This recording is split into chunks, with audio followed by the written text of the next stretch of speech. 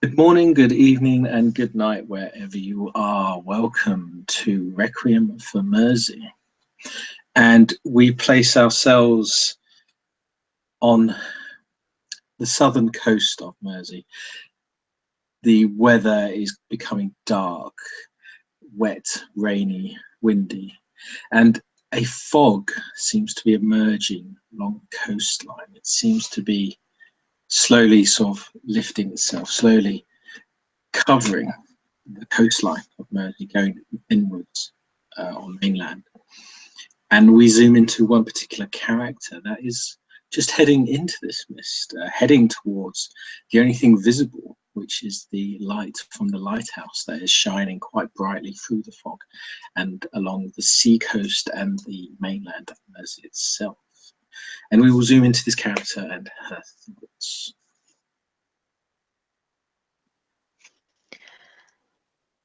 Thoughts are quite iridescent and innocent, shall we say. Grace is wandering towards the lighthouse with the warning of fog coming in from the light gull, from the seagull. But still the light of the lighthouse is almost a beacon to her because that's her destination, that's her goal. She has the items the old man wanted in return for some advice, and advice she most desperately needs. The circumstances that she finds herself in, circumstances that she's disappointed in herself in for being she succumbed to temptation. Such temptation so very quickly. A parcel from her master. There's no reason to falter from her steadfast ways, but yet she did. And she chides herself for it every second from the moment that she took that parcel and made that oath to that bloody reverend. Seek advice. Perhaps this is a tad desperation, tad madness creeping in, but she doesn't know how it is here. And it scares her. No, it doesn't scare, it unnerves her. Nothing really scares her. She's not allowed to be scared. But it's unnerving because normally, regardless of how frightening, regardless of how terrifying, she's always in control. It's how she's trained, it's how she's taught. This island, greatest wild card ever thrown at her. No pun intended. Back to you, David. Yes, as you are thinking these thoughts, dwelling on your actions of the past and of Mersey itself, you find yourself walking through this mist, this fog. It's quite low. It seems to cover mostly the ground, but it's also long. You can't really see the sea anymore, but of course you can hear it and you can smell it. But in this sort of low fog where your feet kind of push it aside as you walk along, and it sort of pushes the mist aside, you will hear sort of, is it whispering? Perhaps it's the wind. You'll hear sort of muttering, you'll hear sounds as if something is in the fog, as if something is crawling on the ground. You hear kind of hissing sounds, you hear slight whining, sort of moaning, groaning sort of sounds. And it seems to get closer to you.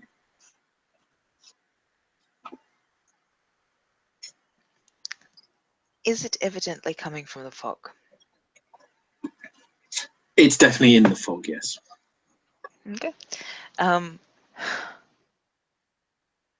my life.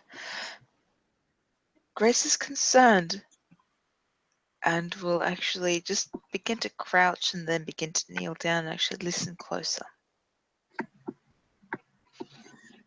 As you kneel down, as if you're reacting to the noise kind of shifts, it stops. It kind of changes if it's reacting to the way you're acting towards it. And then after a period of time, you'll hear something and you'll see something running through the mist. You can see like a reaction. You can see the mist itself kind of parting as this thing is forcing its way through, and it's heading straight towards you. It's rushing straight towards you. I suppose there will be a resolve and composure required in order for me to stay steadfast, but Grace remains steadfast. How unnerved is your character? Is it's quite unnerved or fairly I composed? have absolutely no conditions active at the moment, and she actually feels that there's something or someone in need. Okay, She so wants to help. well, I think you've got 5 dice there, so I'm happy for you to auto. I do. Yeah, so you're not a very unnerved character. So you, as this thing kind of rushes towards you, as it kind of makes sort of sounds, these moaning and groaning sounds, it suddenly reveals itself and jumps at you. And it jumps at you, and sorry, I do need to have the image, with this gawking, squawking, barking sort of noise, and it is Miss Nesbit, the seagull. And it cries out at you, going, "Bark, bark! What are you doing? What are you doing here? Go away."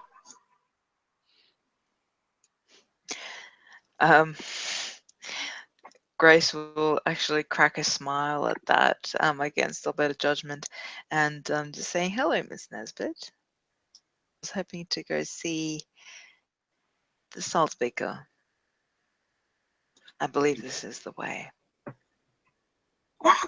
Busy, busy, busy. Go away. It kind of Grace, it looks at you with its right eye, a side angle of its face, and it's sort of popping up and down. Grace will actually reach into her pocket, and this is an item we discussed earlier, and get a little tin of some description, and open it up, and within it you will find a nice juicy hoard of worms, which Grace has dug out from the rose garden, and just hold it up and say, "You sure he's busy?" And hold it up to Miss Nesbit. The seagull instantly, its eyes are on you, but as soon as you open the tin, it sees the wriggling worms. It just stops and goes, "Oh!" And it's an instant, like, automatic reaction as it just goes, and it sort of slowly walks towards you, towards the tin, and you go, "Maybe, maybe not." Grace will flick her finger over the lid of the tin and close it and go, "What do you mean?" Ah, ah, he may be busy. Depends on worms, wiggly worms.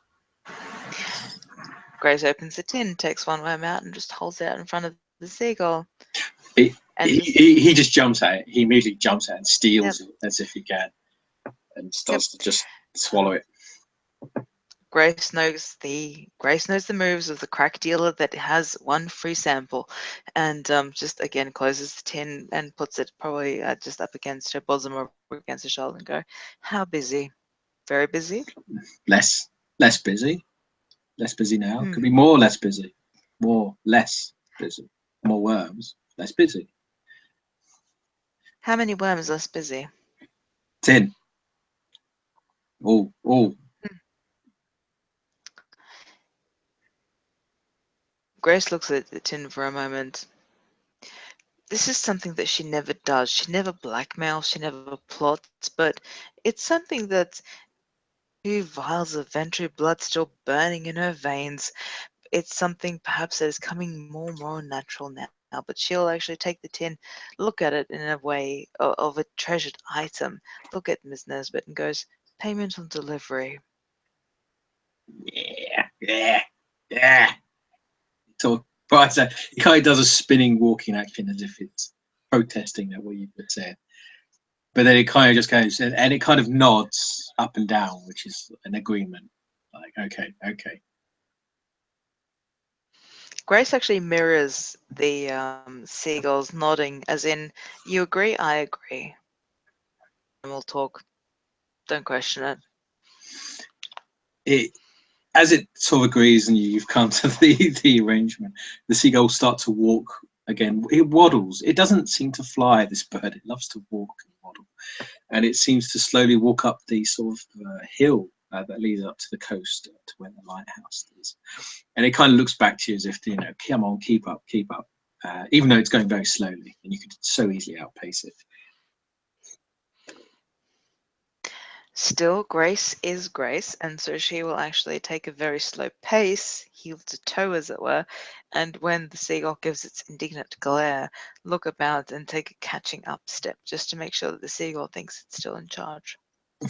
Oh yeah, the seagull waddles this very proud stature. And I'd say actually as it's walking up, you do see after a while, you see the worm it just ate start to wriggle out of its back.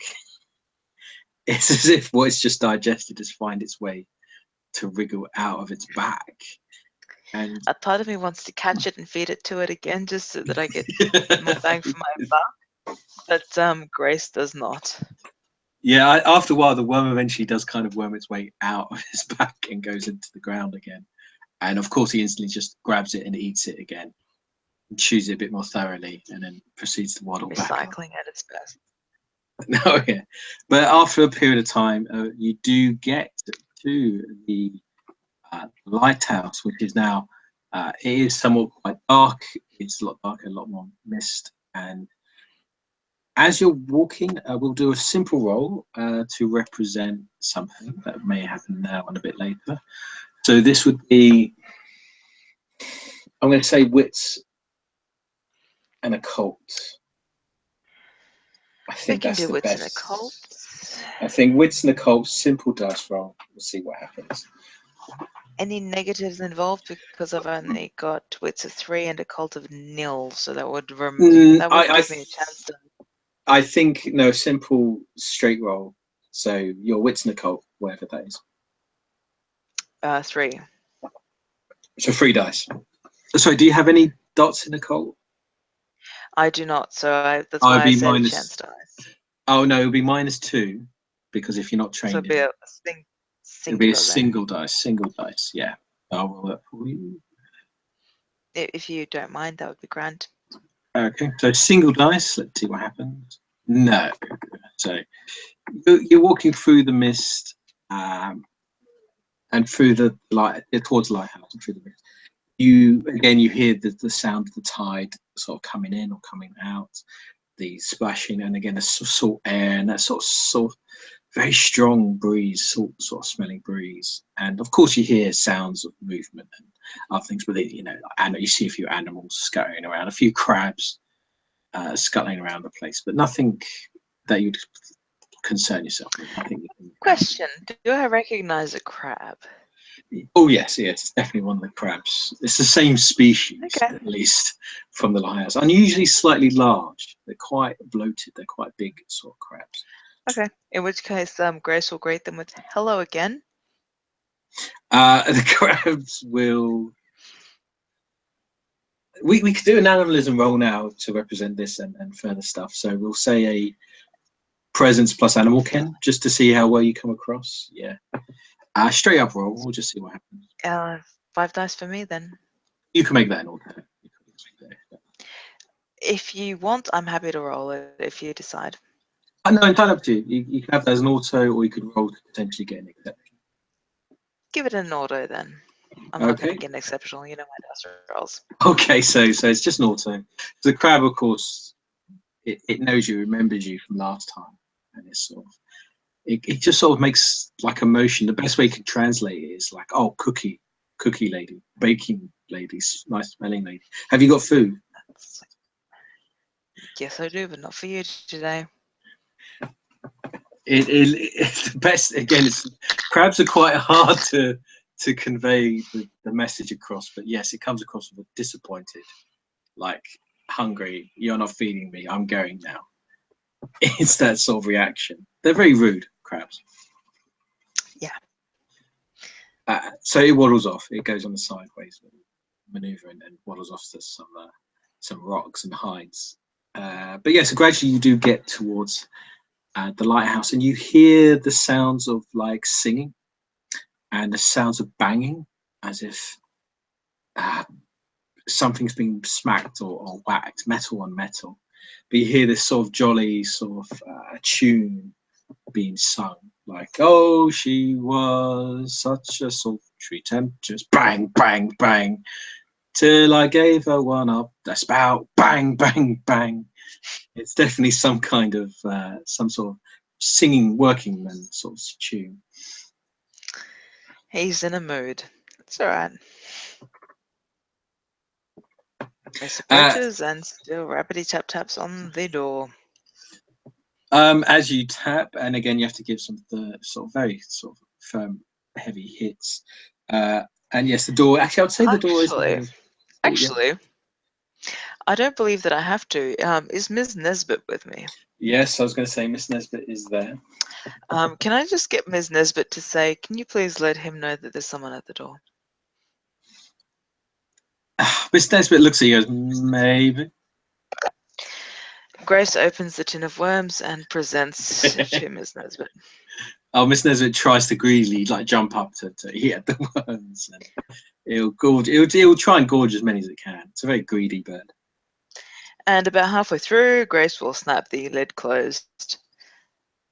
And it goes, Have I and convinced it you? again makes that cawing sound of like, and it kind of pauses for a second, as if it's enjoying the worms it's just eaten, and just sort of pauses and goes, and then it sort of nods to you, and then suddenly you hear a voice from above you going, "Hello down there. The door's open. Come on through and walk up."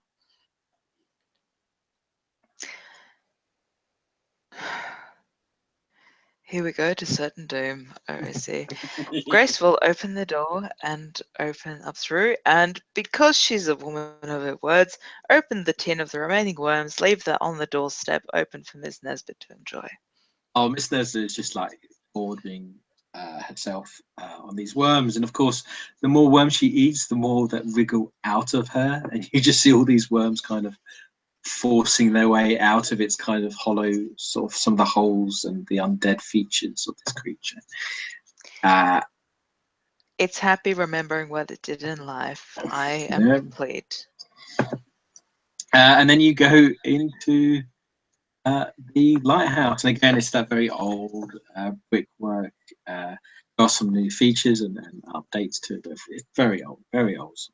And again, it's that smell of rot and of salt and of just the sea, basically. That seems to every part of this place. You get used to it, but it's the initial kind of hit in your face of this smell. And then, yeah, you may proceed up the stairs unhassled, and you just hear that constant singing sound and that banging sound, and it even echoes even more as you walk up the steps towards the top of the lighthouse. It's a very loud, ringing, banging sound. I'm going to take my time this time around, simply because last time I came here simply out of necessity, simply out of the willingness of a good deed, but now I come back and now I understand that there might be elements at play that perhaps I didn't understand beforehand, and so Grace will actually take her time on the steps and even reattempt, dare I say, Mr. ST, that academics role of when the lighthouse was built, how long it's been there, what sort of species of crabs are there. If to analyze, yes, the lighthouse itself, you did this roll before, and I think it was a minus. Was it a -4? I think it was quite bad. It was like I do believe so. So this time round, I'll let you do it, but it's only a -3 to represent that you've been here before, you've gotten used to it. It's still difficult to tell because there's so much random stuff. Some of it's new, some of it's old. It's quite hard to tell. But yeah, so it'd be intelligence and craft, but -3. Intelligent craft -3 is 2 dice. Okay. Which is better than last time. So it's better, but we'll see. And this will be a general roll to represent the whole of the lighthouse. For some reason I highlighted that. Oh no, there we go. Sorry. As an But 8, you it's 1 8. you got Does it do 1 8. anything? That's one success. Hmm. So as something else will be revealed a bit later, but yes, as you walk up the steps, you take time. Last time he was a bit awkward, he was a bit confused by the salt speaker himself. But this time you pace yourself and you put your hand on the walls, you feel the metal, you observe the work, and the stones of the lighthouse are very old. We're talking 300 to 200 to 300 years old, these sort of stones. You've seen buildings that have collapsed or are in ruins with this kind of stonework. It's that kind of pre industry kind of stonework. The stones are fairly Pre-industrial loose. revolution, gotcha. Yeah, so it's that the stonework is very loose. The stones don't, the bricks aren't correct. Some are a bit big, some are a bit small, and it seems like they've used cement or sort of even horse hay and other sort of stuff. It's a very strange, as if it's had work repaired on parts of it, but other parts are still very old and still very stable. I mean, for a building this old, as you presume it must be, you're amazed it's been kept in this condition for so long. But of course, the steps and other pieces of work are a bit more modern, sort of fairly recent, not too old, definitely within this century. But it's been updated, it's been repatched. But of course, there's just so many parts of it's been redone, revamped, and then left alone. And then you proceed to the top of the lighthouse, and we'll leave that as a further discussion. I'll give you something later there. But you will proceed, and again, as you walk up to the top, you see the bright sort of spinning light, and you hear the salt speakers singing away and banging at sort of a fuse box or some kind of box. You can only assume electronic gears. What are the chances that I find 2 drinking vessels on the way up? Not many. But don't worry about Not that. many? Excellent. There are, of course, there's bottles scattered around the place. There are glasses, but they're like filled with dirt and sand. You see one like little crab living in one of the glasses or using it as a shell. No, that's fine. I expected nothing of the sort. I just thought I'd ask. Grace will ascend It's the proper hobo. stairs. It's proper hobo stuff. It's like someone you need. This place definitely needs a cleaner or something. So you proceed upstairs, and yes, you're presented with that. Grace will approach, and she'll approach quite cautiously. Not that she's frightened, but she doesn't want to give the old boy a start, which is probably one of her greatest failings. Again, I've mentioned it so many times that she doesn't actually feel fear that much. But she'll come up the railing and again just start inching her way up the railing, the bent railing along those circular stairs up to the very pinnacle of the lighthouse and towards the light of it, and can stomp a tiny bit harder than what she normally would. Her footsteps being quite gracious and quite quiet normally, but just making a tiny bit more of an effort to be heard. Not that the salt speaker probably needs it because he's an elder ghoul, but no, it's a matter of being courteous, and she's being courteous. She's announcing her presence. No, as you proceed up, he seems as if he must know you're there, but he doesn't seem to be that concerned. He's more concerned about fixing this sort of electronic box. And as you approach or come near, he kind of just looks at you. Oh, you there? Hold that wire. All right, put it above your head and keep it there, okay? And it's like a loose wire on the ground. Fire above the head. Do what the old man says. And he starts This twiddling. is making friends. Yeah, he starts sort of fiddling with the box, and you hear like a spark go off, and you hear him go, "Oh, you fucking bastard! Go!" And he starts twiddling, and you see him grabbing some random sort of tools, and he sort of looks up to you and he goes, "Are you the maintenance man I called?" Unfortunately, no. Oh, I thought I called the maintenance. He was meant to come here. What was that yesterday? Oh, either way, keep that above your head. He starts sort of smashing. Again, you just hear him banging and smashing, and you see the light flicker slightly, as if whatever he's doing does seem to have some sort of effect. And as this goes on, you will notice something, but I think we can leave that for a bit later. But yeah, he'll cry to you and just looks at you. What are you doing here then? Who are you? Am I able to make a crafts roll at all to see what the fuck he's trying to do?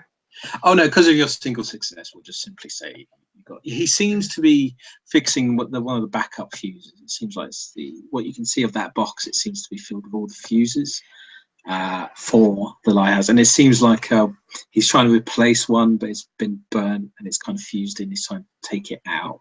It's very crude. Actually, look at the electronics in there. They're very old, and again, it's old mixed in with new. It's as if something's been patchwork. It's all been kind of patchwork, sort of fixed. Realistically, if it's near a sea, nearest the sea, all you need to do is take it out and file it. The specification of it, anyway. But yeah, no, Grace will just hold the thing over her head and go, "Okay, that's fine." Yeah. Oh, you would actually, because of your success, you'd know that you're holding the wire above your head does absolutely nothing. You don't know why you're doing that. He's told you to do it for some reason. I'm doing it because he told me to do that. That's about it. No, what he needs to do is actually file the shit off the fuses and put them back in. They probably still work, but Grace isn't a mechanic. Oh yeah, and it's somewhat obvious that he's not that much of a good mechanic either. But he seems to be banging away. And then yes, he asks, "So what are you doing here?"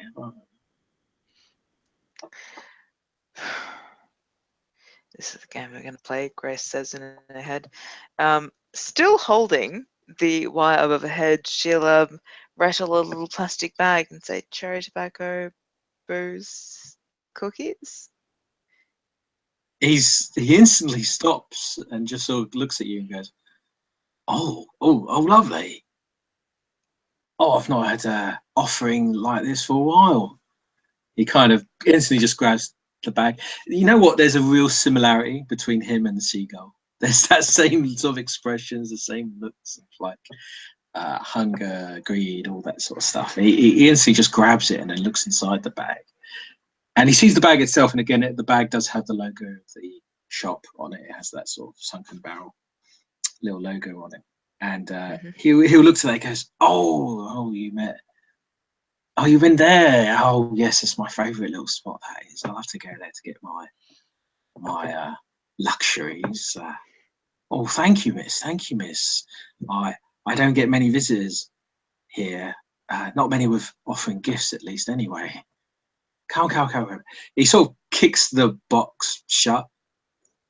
And of course, the light sort of flickers slightly because I don't need to worry about that.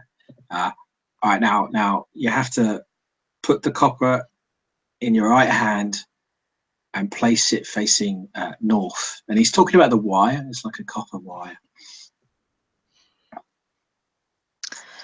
What are my chances of being able to discern north and south from the east and west of where the sun rises and sets, which I guard every day? You would know roughly where north is. I won't make you roll. Okay. You know roughly where north is, and you sort of plonk it down. It seems superstitious. He's saying this in this bizarre, superstitious way. I'll put it place. I'm going to go with that. When you do this, he just spits on the ground to where you placed it, and then sort of looks to you. Oh, it's good we got that sorted. Now, Kaka, wait a minute. Why? I mean, I do thank you for visiting. I'm such a lonely old man at this lighthouse by myself. I don't get many visitors, and but what? Have I spoken? I have spoken to you before. You look familiar. Grace will just sort of cock her head to one side and go, "You said that you weren't lonely. Company in the world." And she'll motion at like the crabs and the barnacles and the sea urchins and sea cucumbers that are not too far behind. Oh, okay. As soon as you do that, and I'd say at this point, Miss Nesbit kind of flies up. She actually will fly up this time and lands, and she's got all these worms wriggling out, and you see him like reacting to the bird as if they're having some sort of private conversation. And he just nods. Oh, I see. Oh, you're one of the family. Sorry, I just give that spill for the tourists. every now and then one of them comes up here looking about, you know, examining. They're really interested in old things. God knows why. No, no, no, you're one of the family. Come on, come on. We'll go. I'll get some glasses, some drinks. Come on. Yeah, so it's a bit cold and foggy up here.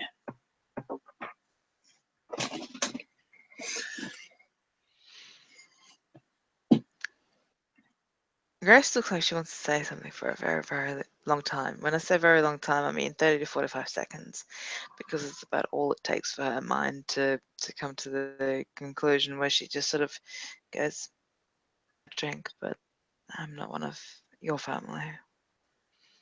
I'm from elsewhere. But we have spoken before, old man.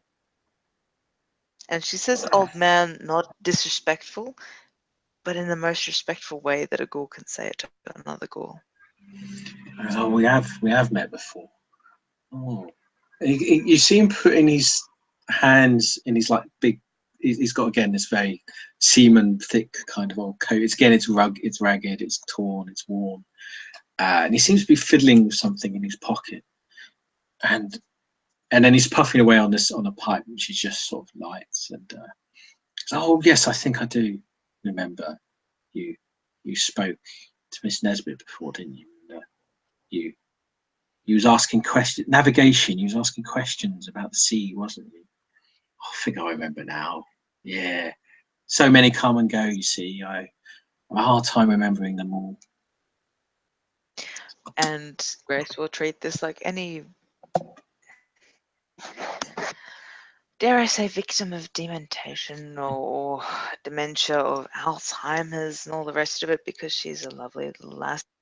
And she'll just simply say, we spoke of the stars in London. And here I see the stars, and you told me that I could navigate by them, but you didn't explain how. Oh, you want to know how to navigate home and the stars? It's easy. You see, he starts to point up. But again, there's a lot of mist and fog. So there is a bit of cloud about. But he just goes, oh, it's a terrible bloody night to show you. But always there's just the North Star, you see. Always pinpoint the North Star. And from that, you can find out where you are and where to go. It's just the people you're with and the company you keep you got to worry about. Grace will actually smile at that and go, that's the truth. Oh, But no. did the you? hemispheres.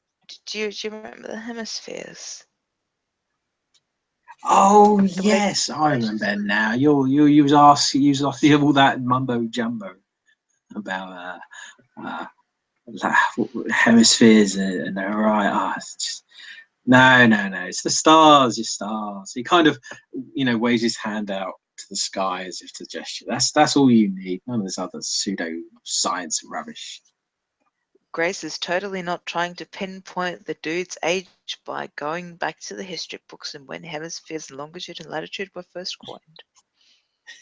Give me a roll, David. Oh, okay. I must admit, I'm not even sure myself. I know definitely. So this would be, I'd say, it's intelligence and academic. I'd say composure, because you're trying to think of this while in a conversation with him. Mm-hmm. I don't know. Yeah, I'd say composure and academics. You're trying to figure something out while socializing. That actually is 6 dice for me, so Oh, give me some wow. negatives. It's off the cuff. I'd probably say -2, just so we can do a roll. 4 dice. Okay. No, you can't. It's Now, not quite getting your okay. head of the exact dates, but you definitely know they're old. They've been around for a long time, so you can't quite get the exact date. Again, every time you try and think, he just spouts some more nonsense to you, or walks up close to you, or Miss Nesbit cries out, or something distracts you. You just can't quite focus. But he looks at you and says, but I mean, enough about stars. I thought you was interested in the lighthouse. You wanted to look around the lighthouse last time you was here. Or was that someone else? No, you took me around the lighthouse. We had a bit of a tour. I saw your sunken cellar, where you find yourself most comfortable. Oh yes, that's my favourite spot. That is. Oh yes, yes. Nothing like sleeping in the water. Yeah, you can hear the sea that way. You can understand the shallows, as it were.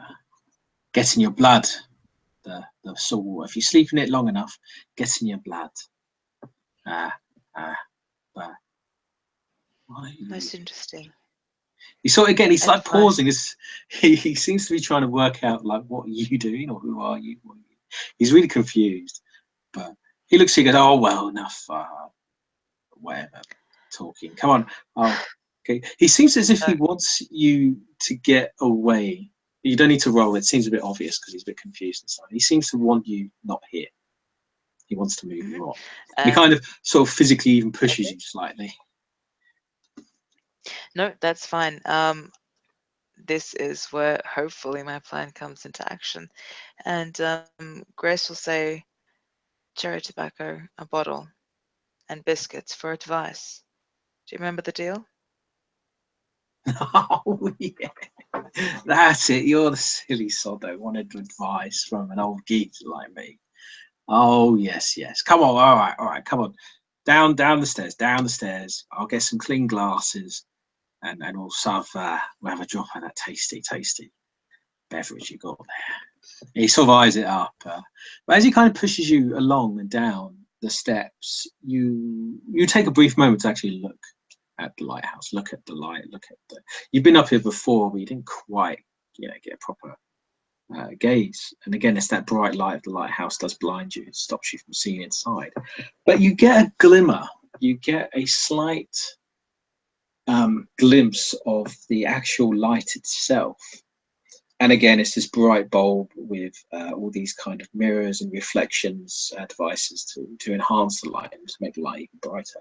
But what catches your attention, which seems really odd, is there's some sort of green jar, green glass kind of jar inside the light. A very large sort of vase, see-through glass sort of vase with the color, slight tint of green, but it's kind of see-through. And very strange, very odd. It just seems to catch it in the corner of your eye, but then he shoves you down the steps and you can see down the steps.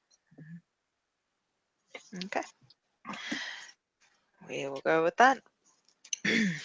But as you proceed down and But further down, he'll keep rambling and talking about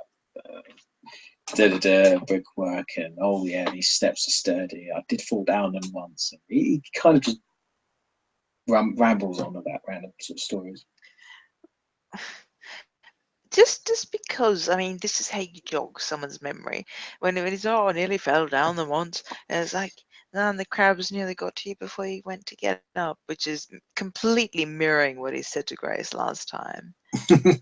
He sort of coughs a bit. Oh, all those crabs, they've taken a bite out of me once or twice. I'll tell you, they get very hungry. You see, if you don't feed them, they get very peckish.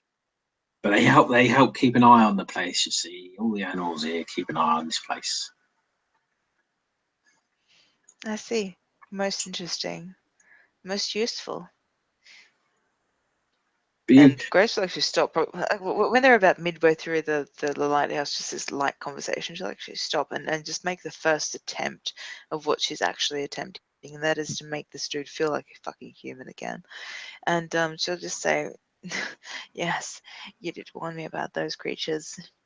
Most kind of you. I understand that I didn't actually introduce myself. You surely know that my name is Grace. What do I call you?" Oh, Other than by your title. that's your Grace. I have to remember that, Grace. I always forget names. They come by so often, and they always disappear. They change. Was it Grace? I knew another Grace that came here once. Oh yes, I remember that. Grace. Oh yes. Oh, my name. Oh, I have to make a roll for him because this is a matter of him trying to remember his own name. So this is going to be hard. I'll minus a dice for each thing. And definitely you could get some willpower back for this, I guess. It's trying to help the main human. So let's say we'll do a contested roll. So we'll say it's like no, I'll make it a roll for you. I'll make it a roll for you. So it's your presence and persuasion. As you're trying to make this person remember, you're trying to convince them to remember. And against this man's resolve, which is quite high. He's got quite tough resolve. So minusing 4.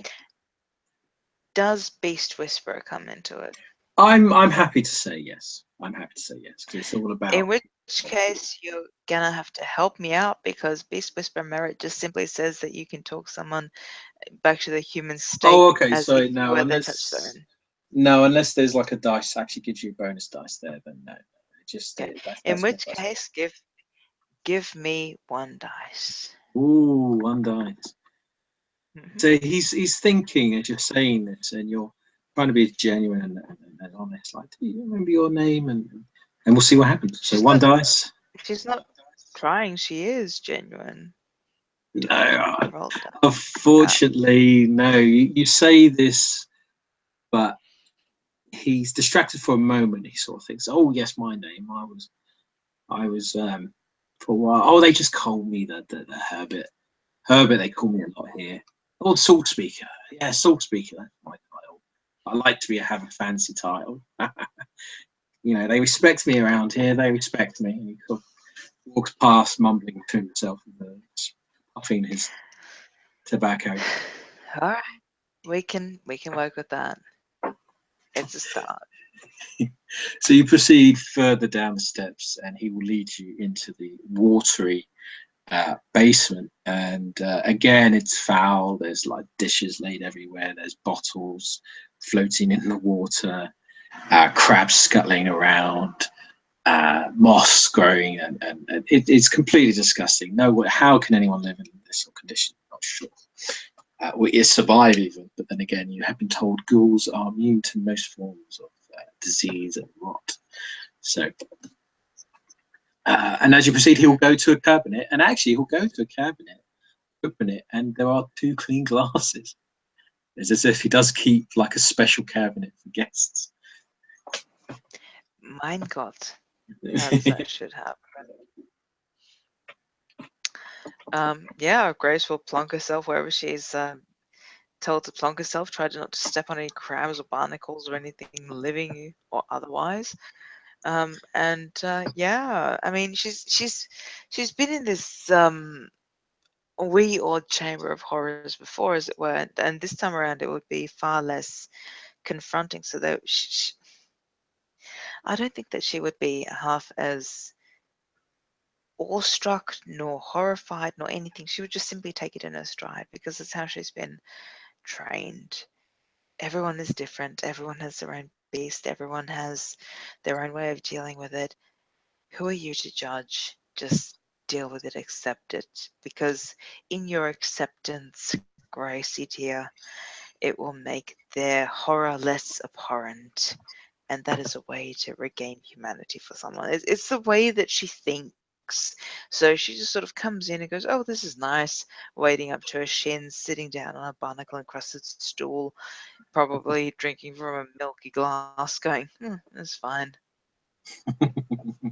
So he will place the glasses down on this very sort of rotten, barely stable kind of table, and sits on it. I wouldn't even say they're chairs; they're like lumps of stones that have been piled up to form sort of a solid chair.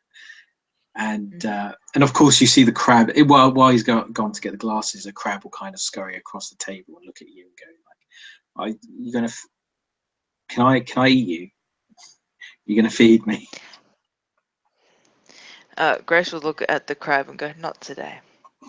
He goes, "Oh," again, it has that disappointed look of, "Ugh," and then sort of scurries off. It was quite polite. He asked whether it could eat you or not. So.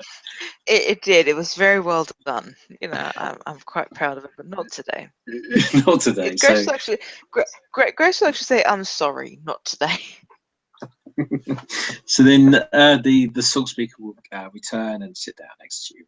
He gets the bottle, and it's like a proper like corked beer bottle where you have to open it up and it pops. And he starts to pour like a very foamy sort of beer. And so you had the baked goods as well. You had like dried biscuits.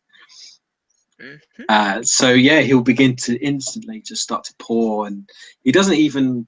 You've seen, elder ghouls eventually they really enjoy food. They embrace it. They observe it. They smell it. He just goes straight in there and just sort of looks at the beer, pours it, really dumps some biscuits and she crams them in his mouth. The crumbs fall on his beard and all over him, and he's loving it. You can really tell that he's enjoying himself, and he even gives a dirty smile with all these sort of bits of food in his teeth. Gracious sits back straight upright and just waiting for him to start conversation because she is a lady. Yeah, he sort of greedily drinks and downs. After a while, he's calmed himself down a bit. He just goes, "Oh no, that's fast. That was bloody marvellous. That was. Oh, when I had proper dry biscuits like these in a long time, dunked. Oh God, that reminds me of the good old days."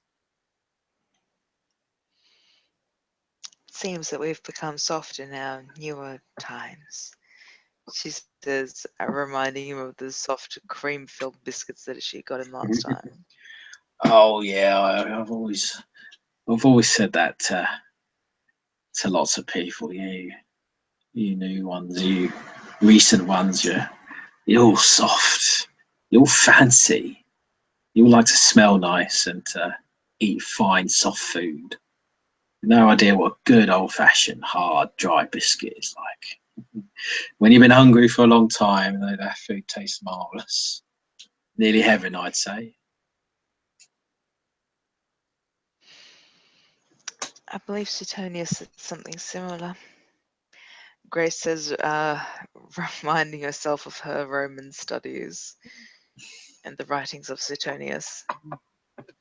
We'll just do a basic roll here to represent how much you get out of him. And we'll say this is a presence and empathy. No, presence and persuade again. We'll do a flat roll just to represent how well you've come across so far, and the bonuses because of the food and stuff. Actually, don't know what my persuasion is, so if you'll excuse me for 1 second, okay, and just quickly do a little song and dance, I will find out. 1 moment. Now, I'd say normally there would be a penalty, but because you brought him loads of food and whatnot, it's a straight up roll, and we'll just see how well you come across. Sounds good. Looking for the zeta.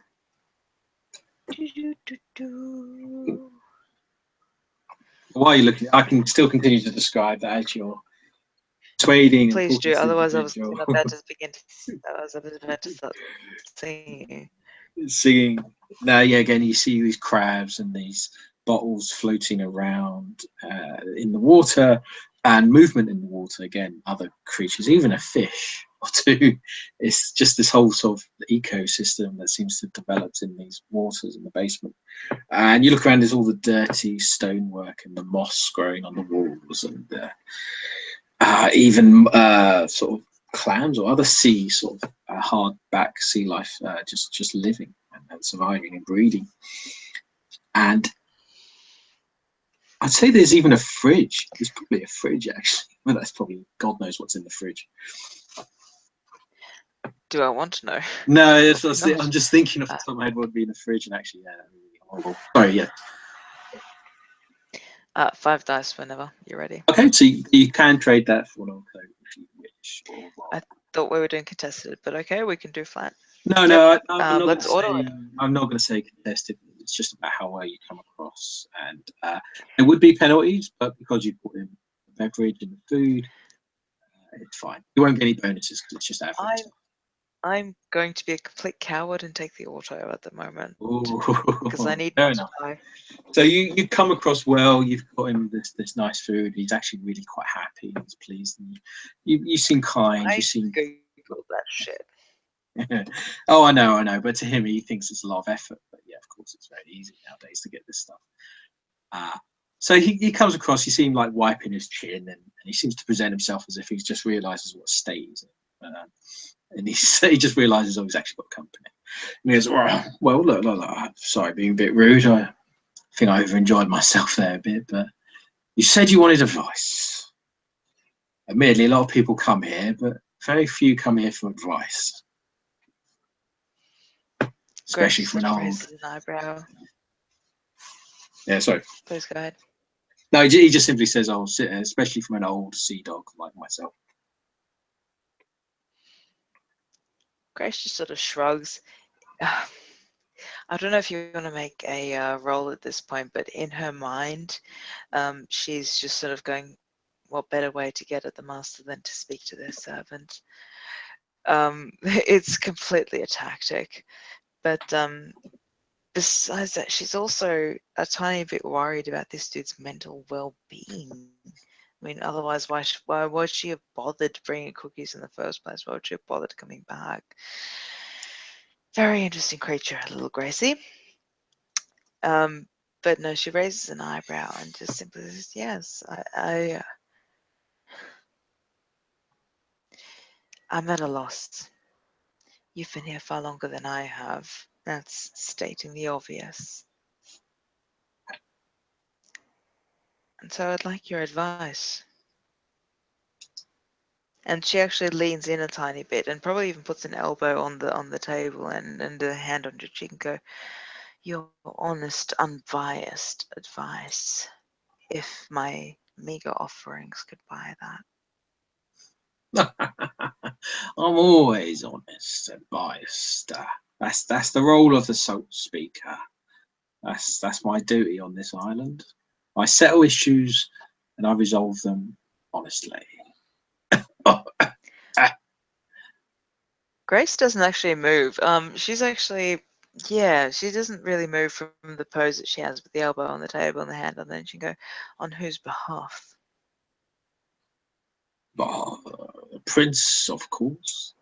I'm his loyal servant from now to the end of time. I keep safe the lighthouse, and I keep safe and secure the disputes on the island. God, so many bloody disputes. These children are a fussy bloody bunch. Empathy roll on that. I want to know if he's telling the truth. That would Okay. be a four dice roll for me for wits minus and empathy. It would be minus his composure, which is 3. His composure is not as high as his resolve. Minus 3. Fine. Singular dice then. Single dice. No, you can't quite tell. It's hard to tell with him. Again, you're not sure whether he's been confused, whether he believes it, or whether he's just simply lying. No, I'm going to err on the side of erring because this is a game set in the hardest possible boundaries, and so I'm going to say Grace believes him. Okay. And yep, go ahead. Yeah, that's okay. But as he's saying these things, Grace just sort of nods and sort of acknowledges and goes, "That's exactly why I've come to see you.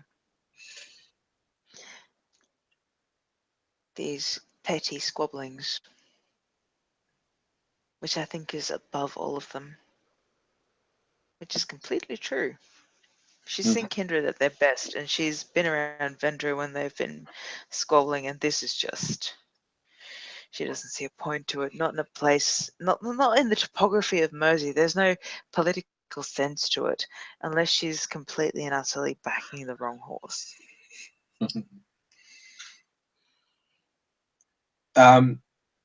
Sorry, what does your character actually say? Or... Grace actually just seems to say that's exactly what I came to speak to you about. It all seems so very much beneath all of them. The prince is very generous, you see.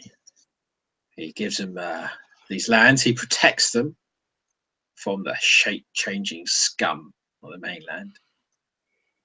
And all they give him is hassle. Bloody blood threats, challenges. You do know that there was like there was lots of them on the island. They all started to wipe each other out. You see, there's only the 3 left, I think now. There's the little one. Always that tough son of a bitch, the Skinner guy. Oh, him. I do respect him. He's a tough lad. Oh, and the Reverend. Oh God, the Reverend. The headaches he's caused me over the years.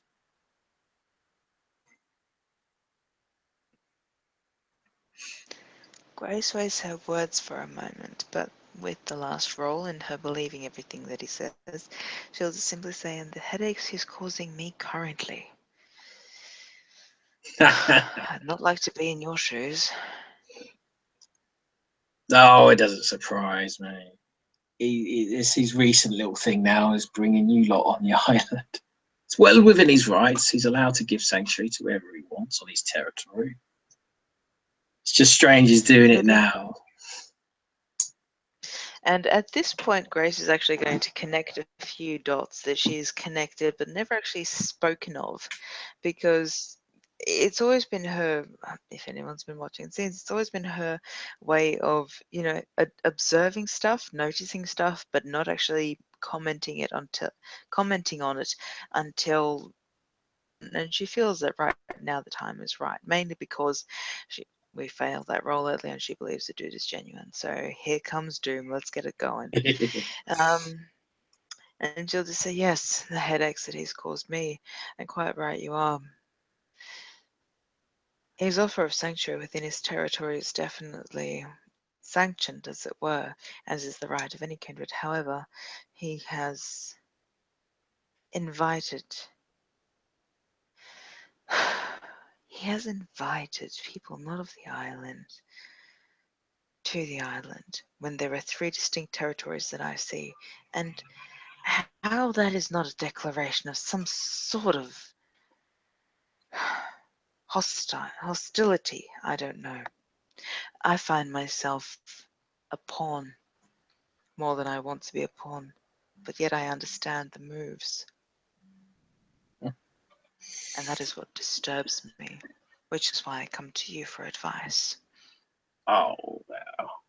He's a mysterious sod. But he's true to the prince. He has a strong fondness for the prince, as it were. But he delves in a bit too deep sometimes. It's a difference between appreciation and rude action, interference, perhaps. But as long as all those on the island respect the prince and his laws and offer sacrifice, we're more than happy to let you stay. We wish for more folk to come on the island to give sacrifice.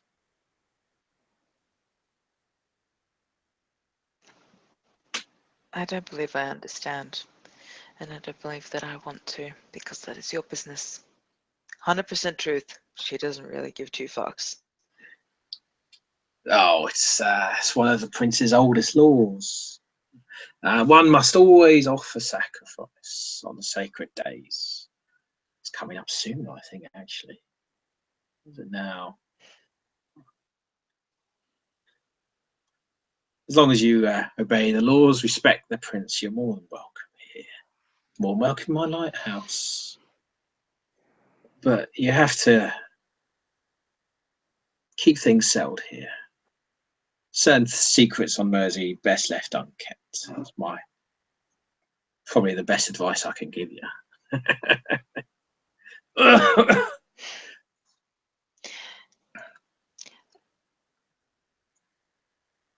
I thank you for the advice freely given, but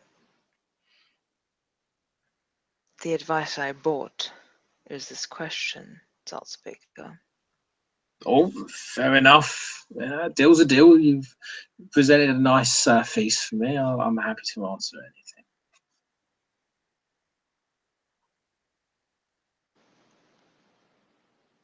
I wish to know.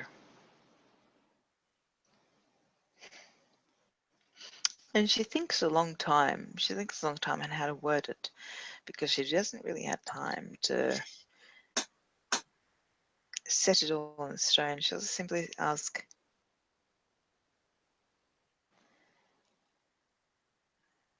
of the three factions, whom should I fear the most? He pauses for a moment and and he sort of leans back and sort of puffs his pipe and sort of and blows sort of a ring of smoke into the air. He does give some care, some thought into that. That's a difficult question. He even says that, oh yes, that's a difficult one. That's a difficult one. Fear the most. Oh, If he pauses, then Grace will actually lean back in the chair and just sort of mirror him. She doesn't have a cigarette, but she'll have a glass and she'll just sort of fold her arms and just sort of tap the glass, as opposed to puffing the pipe, and just say, or if that's too difficult, answer me this: how do I remain neutral between all three? I'll happily One of answer both the answers to that question. One and the same. Now look. them, please do. Yeah, see, they've all got their virtues, their vices, and their sins. But the ones to keep an eye on, the one I tend to keep an eye on, is that little lass, Little Red. I think she calls herself nowadays. She's the one I would pay the most attention to. Devious, that one, up to no good always.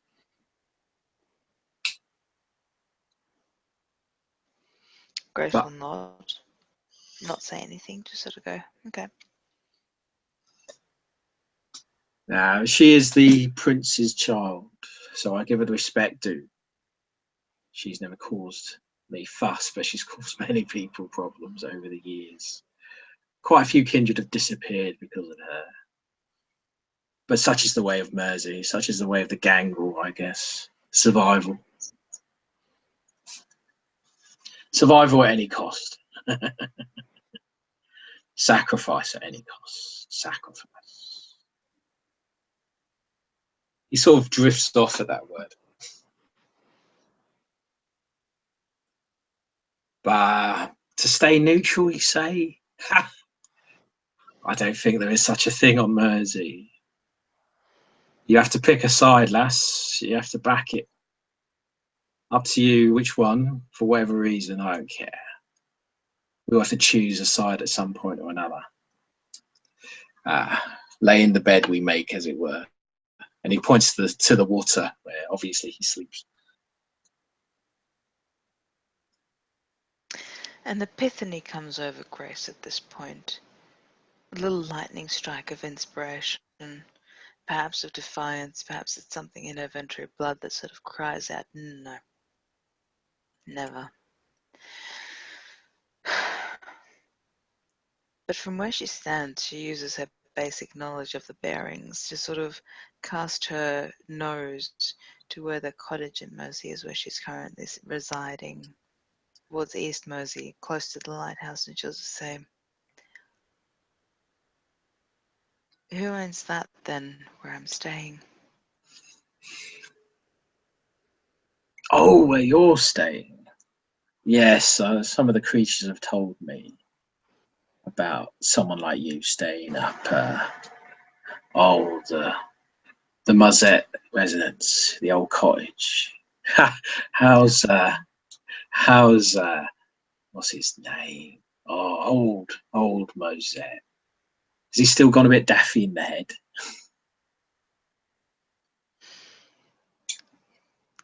I believe so, but he's a kind enough gentleman.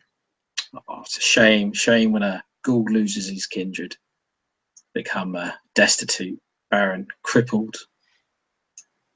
Oh God, give me a resolve composure roll. 5 dice. If 5 Don't dice, auto success, you just roll it. don't want to just roll it. Well, No, two just roll it. successes. The two successes. Okay, So we're keep fine. it. Hold that shit together. Just a burst of a tear nearly as you saw. Oh, No, not even that, like a bite of the inside of the cheek, you clench of the fist. No, he keeps muttering, "Oh, such a shame." You know, kindred. When a ghoul loses his kindred, he becomes worthless, crippled. Might as well put him out of his misery. But we gave him the old place to look after till the end of his days. Oh, you must know the other one there, the lady, the sacrifice. I hope you're keeping her well fed and primed and proper. Grace raises an eyebrow. Sacrifice. Oh The yeah, girl named yeah. Rebecca. Oh, that's her name. Oh yeah, I know she's the brunette one, the troublesome one. The kindred on the island have had fun with her, but she's been kept well, fed well. Time for a sacrifice soon. Offering to the prince, as it were.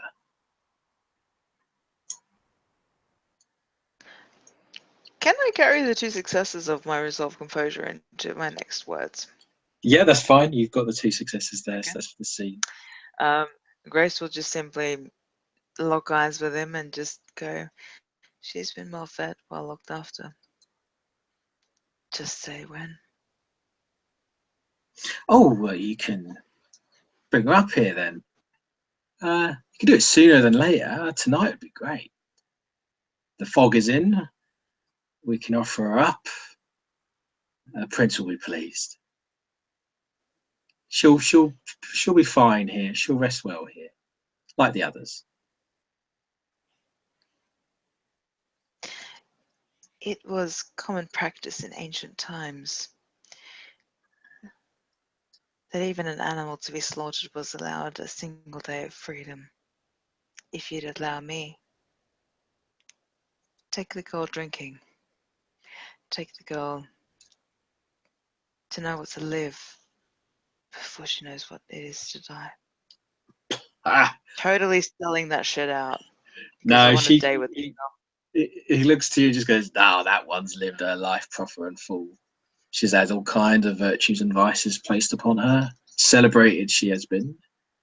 Time to bring her in. Time to cull the herd. Time to offer sacrifice." I'm going to be using my manipulation at this point, and Grace will raise her glass to the salt speaker and go, "Not with me, she hasn't." So what are you trying to do? Manipulation? What, as in? Pretty much saying he's like, yeah, she's had a life with you guys, but she hasn't ever been with someone like me. Pretty much saying it's like, yep, fine, but let me have a go at it too. That's very, because you're treading dangerous ground there. You're interfering with the. And he just said Very it's one of the. dangerous, It's one of the rules of Mersey. Never interfere with the sacrifice. Always allow the sacrifice. So it's got to be a contested role, but I think you'll suffer penalties because I would say it would be his status. It's his Mersey status against it because he has to. He would never ever offer anything else. So it'd be his composure plus trying to work out what you're doing, so empathy. Plus, it's going to be at least 4 dice because that's his status. So this is a very difficult role because you're trying to persuade him to go against it. This is me spending willpower. Yeah, that's fine. I need this girl. That's fine. This is a slight game changer, so we'll see what happens. So it'll be his composure plus empathy to work out what you're doing. And he pluses 4 dice, and it'll be your persuasion and presence. Oh no, is it subterfuge? Yeah, I would say persuasion subterfuge because you're trying to manipulate him. You're trying to. Is it? I'm happy for you to pick whatever's highest, your persuasion or your subterfuge. Well, 3. So give me 6 dice. It's not that much, but it might just do. It might just do it. So you're plussing your willpower there. So for him, it's going to be 3 for his composure. 4, 2. Oh, yeah, 2 then plussing 4. He's going to be having 10 dice there. It's 3 for you. So sorry, 6 for you. So 6 dice. We'll see what happens. Ooh, 3 successes. That's not bad. And this will be against his 10. I think you did it. Yeah. That was a game changer. So holy shit. he He looks to you. He looks to you as you say that, as you raise the glass, and he looks to you as if, oh yeah, you have, you know, he fed me well, he treated me well, and you know, listening to my old ramblings, and you say that, you say, oh, she hasn't had her last time with me, and he sort of pauses and goes, ah, you do seem to be the bit more reserved type, but you know how to treat a person well. You seem kind enough as well. I'm happy to allow you a day with her, one last day. Sure, the great things of this planet, this Earth. Well, I wouldn't say planet, sorry. This of Mersey, of the sea. Let her enjoy herself. But you bring her back here, you understand. I'll give you one day.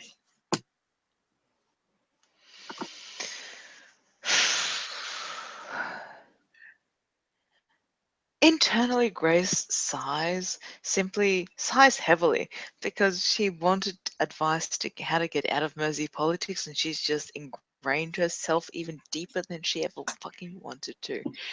All because of that one little fucking harlot, because she gives a shit. But no. Grace will continue the act, if allowed, and simply say, then I best get home, Oh, get some yeah. sleep, and be ready to cook her eggs for breakfast. Yeah. Can't do anything on an empty stomach, can we? Stuff her. Feed her well. They always seem to be better, more savoury for the sacrifice, the more well fed they are. High protein, lots of meat. But make sure you get her back here safely. And he suddenly, you as if it just clicks in your head. He's got a knife in his hand. He's got this giant knife that he's just playing around with on the table. You swear to God, it wasn't there before, but suddenly it just like appears. You see, and it's really shiny, and it's really clean. And he seems to be just looking at it, and he spits on it and starts to sort of rub it and sort of clean it with a dirty sort of little rag. But it's incredibly sharp. And as you see this, the shock of seeing this, he gives you this really dirty sort of smile, grin, and you see his teeth are really quite yellow and rotten. He's only got like 4 to 5 teeth in his mouth. His eyes a lot more darker, more bloodshot, and you hear the rattling of chains on the wall. And you see the water itself, it's moving with these crabs, and you see that you're walking on bones. You're walking on skulls. You're walking on piles and piles of, you can only presume, are victims or creatures or big people of some sort. And you see these skulls looking up at you. And you see the crabs scurrying around with like a chunk of a finger that they're eating and gnawing at. And you see the seagulls sort of pecking at some worms rotting out of an arm that's just laying on the counter. And this whole room it's not like a kitchen, it's not like it's a dungeon. It's their bodies, it's all strapped on the walls, chains, victims, people, and he's just sat there whistling, charming away, and just points to you, just make sure she comes back tomorrow. Grace likes to turn to him and go, I'll see what I can do. No promises. I think there will be another role here to represent the fact, this sudden realization and sudden sight of all of this. Well, look, again, it's the thing that Grace actually doesn't feel like she has any right to judge people on their own territory. It's part of how she's ingrained. But this is interesting. I mean, she's seen death. She's been tortured before. Yeah. What was the breaking point? I don't think it might not be your character's breaking point. No, it's not a breaking point at all. This is normal. Okay. So Kendra do this shit. That's fine. Okay, no, that's fine. So he smiles, he leaves, and he leaves you to leave. And he goes, "Oh, see your way out." And of course, as you get up to walk, you hear the crunching of bones as you kind of stride, and you realise the floor itself is just made of bones. There is actually no stones, no rocks. It's literally just piles of bones. Mm-hmm. And you're left to leave as you wish and how you wish.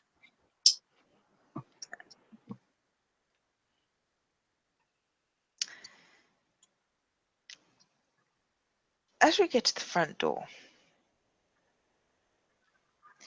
I'm going to look for a sharp object of some description. Be it smashed femur, shell, or glass. There's a bit of broken bottle, there's a bit of glass, whatever, yes. And Grace will pick it up, and without being in sight of the old lightkeeper, she'll pick it up and, oh God, she's such a kindly fucking soul.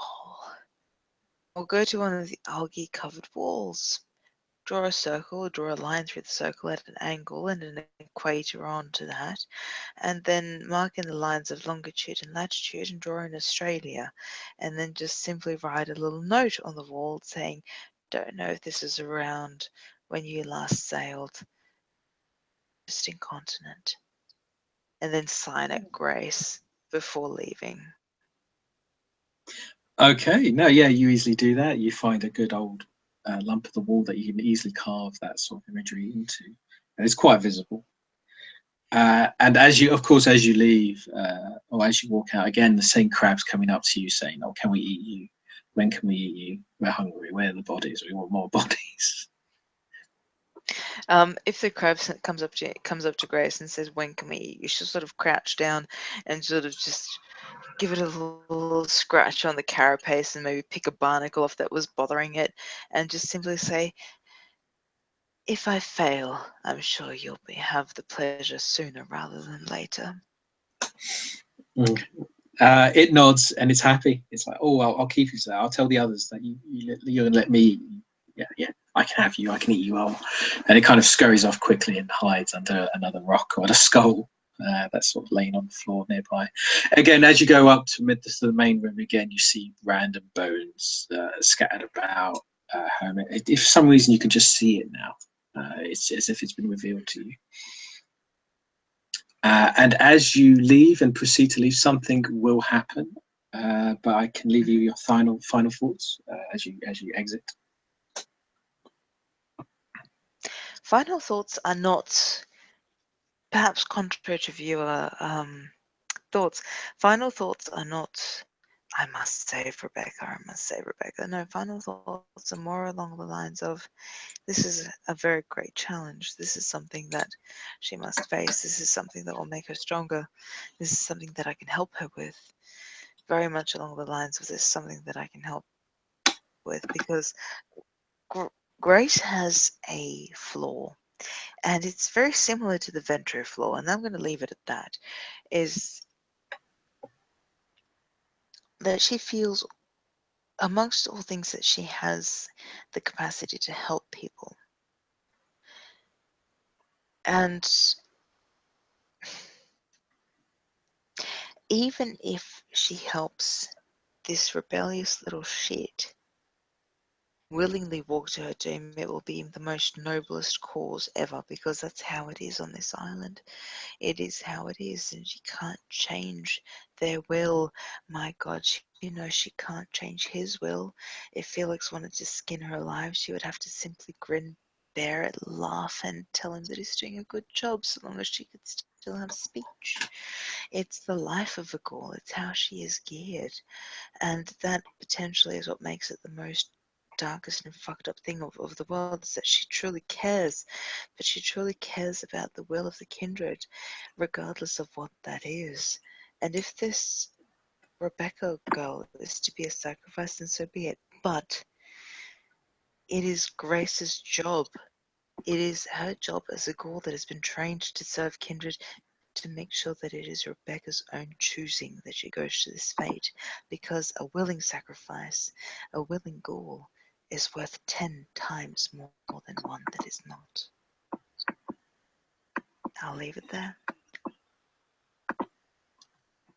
As again, these thoughts of your vision, thoughts of your master surface in your mind, and as you proceed into the fog, into the mist of Mersey, you can see now Mersey is completely, nearly covered in this heavy mist. But as if the mist itself takes form, and you see something emerging. You see a sort of a vision, perhaps, sort of feel your brain getting heavy, and your mind becoming blurred as you see this giant wolf-like creature form from the mist with these teeth, these eyes, and it forms a forest. This vision, it forms a forest. You feel panic, you feel fear, you feel threatened, you feel running. You got to go, got to go, got to get back to her, got to find her. And you realize it's your master, it's your regent. He's running, he's afraid, he's panicked, he's nearby. He's coming to Mersey, but they're hunting him. They're going to find him. He needs help. He needs help now. And as quickly as the vision comes, it goes, and you find yourself on your knees, and it's that sense that your regent needs you. He's nearby. I can find him. I can find him, but he desperately needs your help. Drop everything and go.